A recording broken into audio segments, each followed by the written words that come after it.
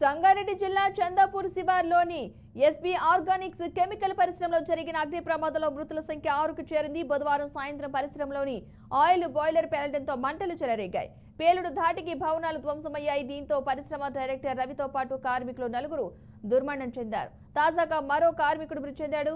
శిథిలాల కింద మరో కార్మికుడిని పోలీసులైతే గుర్తించారు. మృతుడిని హత్నార మండలం కొన్యాలకు చెందిన వడ్డే రమేష్ గా గుర్తించారు. ఘటనా స్థలంలో శిథిలాల కింద ఇంకా ఎవరైనా ఉన్నారా అని గాలిస్తున్నారు. కాగా మృతదేహాలకు సంగారెడ్డి ప్రభుత్వ దవాఖానాలో నేడు పోస్ట్ మార్టం నిర్వహించనున్నారు. బుధవారం సాయంత్రం జరిగిన ఘోర ప్రమాదంలో 30 మంది గాయపడ్డారు. ఘటన జరిగినప్పుడు పరిశ్రమలో దాదాపు 60 మంది ఉండగా దాదాపు 15 మంది కార్మికులు బాయిలర్ వద్దే పనిచేస్తున్నట్లుగా తెలుస్తోంది. పోలీసులు స్థానికుల వివరాల ప్రకారం ఎస్బీ ఆర్గానిక్స్ కెమికల్ పరిశ్రమలో బాయిలర్ పేలిన శబ్దం 10 కిలోమీటర్ల మేర వినిపించింది. దట్టమైన పొగలు మంటలు వ్యాపించాయి. దీంతో సమీప గ్రామాల ప్రజలు భయాందోళనకు గురయ్యారు. సమీపంలోని పలు పరిశ్రమల్లో కూడా ఆస్తి నష్టం సంభవించింది.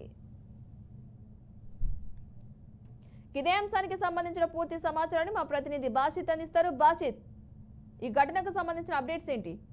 నిన్న జరిగిన హత్నూరాలో జరిగిన ప్రమాదం చాలా తీవ్రతను పెంచింది. ఆ ప్రమాదంలో 6 మరణించడం జరిగింది. ఆ పరిశ్రమకు సంబంధించిన యజమాని రవీందర్తో పాటు ఒక రమేష్ అనే వ్యక్తి కూడా ఈ రోజు డెడ్ బాడీ ట్రేస్ అవుట్ జరిగింది ఆ బాయిలర్ దగ్గర.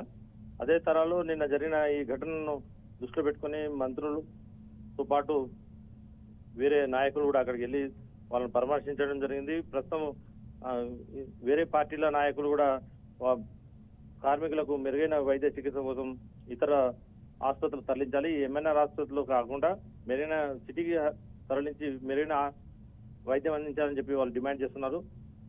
కార్మిక నాయకులు కూడా తమతో పాటు ఈ ప్రాంతంలో జరుగుతున్న పరిశ్రమలో ఇప్పటి వరకు చాలా సంఘటన చోటు చేసుకున్నాయి. ఆ సంఘటనలో భాగంగానే మెదక్ జిల్లాలో ఇంత పెద్ద భారీ ప్రమాదం అనేది ఇదే మొదటిసారి అని చెప్పి స్థానికులు మాట్లాడుతున్నారు. పద్మ, అయితే బాషిత్, మొత్తంగా అక్కడ ప్రమాద సమయంలో 60 మంది ఉన్నారంటున్నారు. 30 మందికి గాయాలయ్యాయి. అందులో 6 చనిపోయినట్టుకుందంటే మిగిలిన వారి పరిస్థితి ఏంటి? ఇంకా ఏమైనా శిథిలాల కింద ఇంకా చనిపోయిన వారు ఉన్నారా ఏంటి? దానికి సంబంధించిన పూర్తి డీటెయిల్స్ ఉన్నాయా?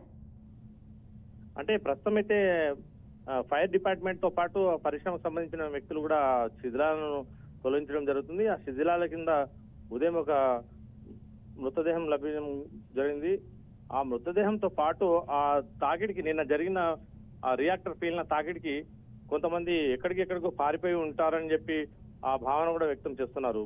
పద్మ, ప్రస్తుతం అయితే ఆ ప్రాంతంలో ఉన్న కార్మికులు కొంతమంది వలస కార్మికులుగా చెప్తున్నారు. ఆ వలస కార్మికులు ఎక్కడి నుంచి వచ్చారు, వాళ్ళు ఉన్నారా లేకపోతే ఎక్కడైనా పారిపోయారా అని కూడా దాని మీద విచారణ చేపట్టారు పోలీసులు. ప్రస్తుతం అయితే పూర్తి వివరాలు రావాలంటే పూర్తిగా దాన్ని సమీక్షించిన తర్వాతనే వివరాలు బయటకు వచ్చే అవకాశం ఉంది.